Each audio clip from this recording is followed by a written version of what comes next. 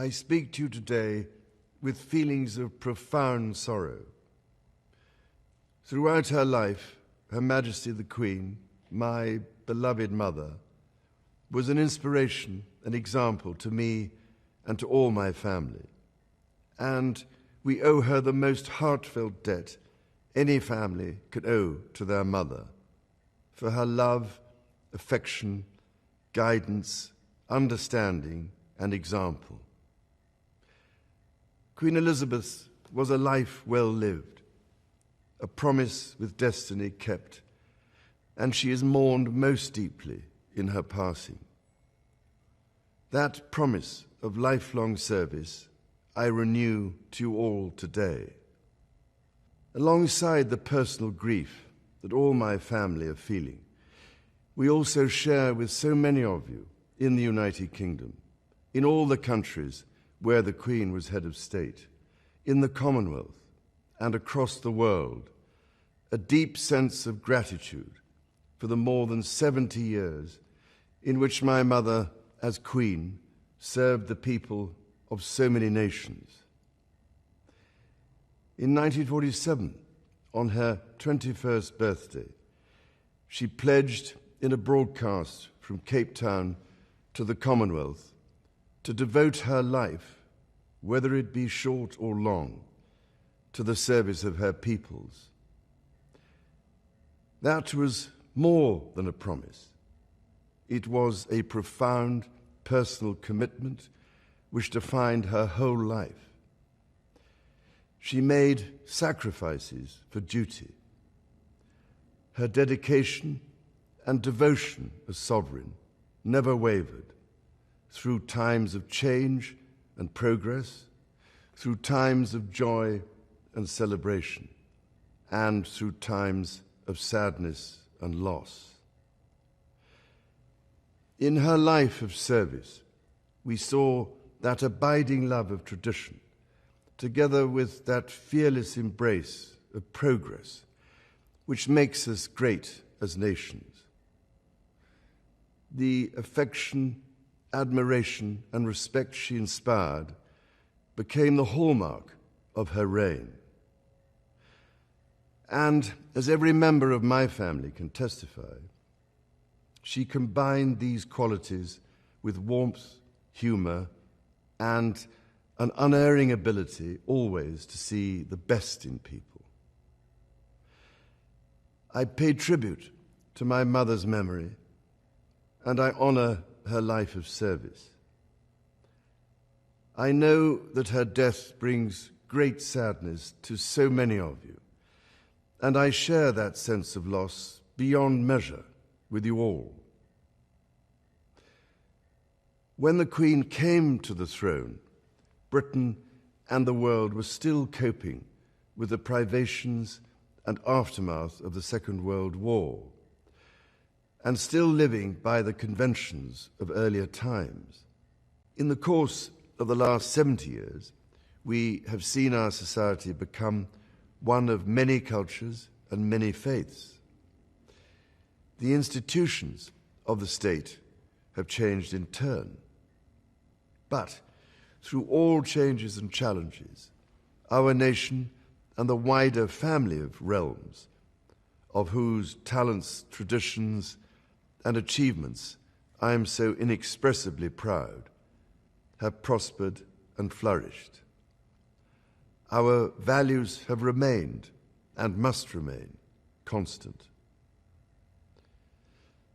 The role and the duties of monarchy also remain, as does the sovereign's particular relationship and responsibility towards the Church of England, the church in which my own faith is so deeply rooted.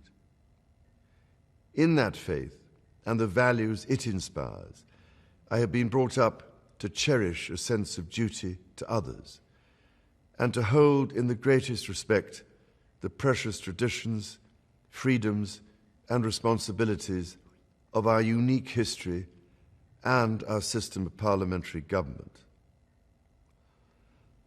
As the Queen herself did with such unswerving devotion, I too now solemnly pledge myself throughout the remaining time God grants me, to uphold the constitutional principles at the heart of our nation. And wherever you may live in the United Kingdom, or in the realms and territories across the world, and whatever may be your background or beliefs, I shall endeavor to serve you with loyalty, respect, and love, as I have throughout my life. My life will, of course, change as I take up my new responsibilities. It will no longer be possible for me to give so much of my time and energies to the charities and issues for which I care so deeply.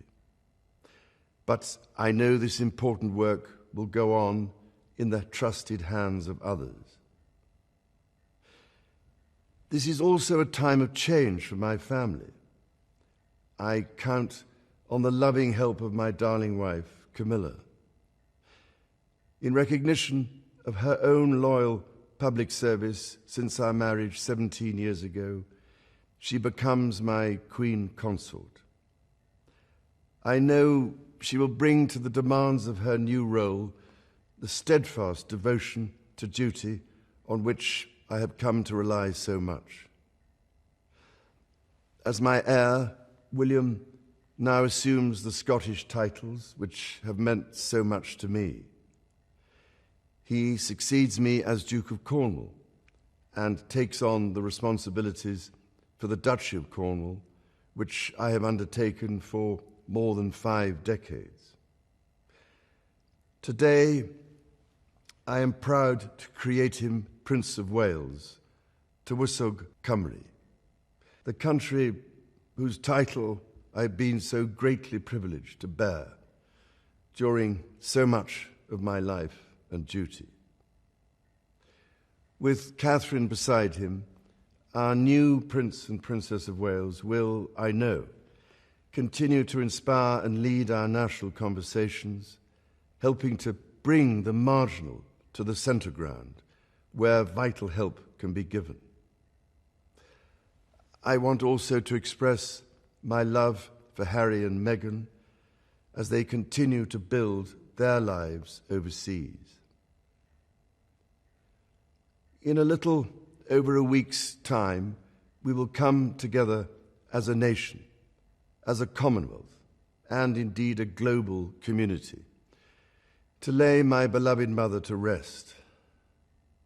In our sorrow, let us remember and draw strength from the light of her example. On behalf of all my family, I can only offer the most sincere and heartfelt thanks for your condolences and support. They mean more to me than I can ever possibly express. And to my darling Mama, as you begin your last great journey to join my dear late Papa, I want simply to say this: thank you. Thank you for your love and devotion to our family and to the family of nations you have served so diligently all these years.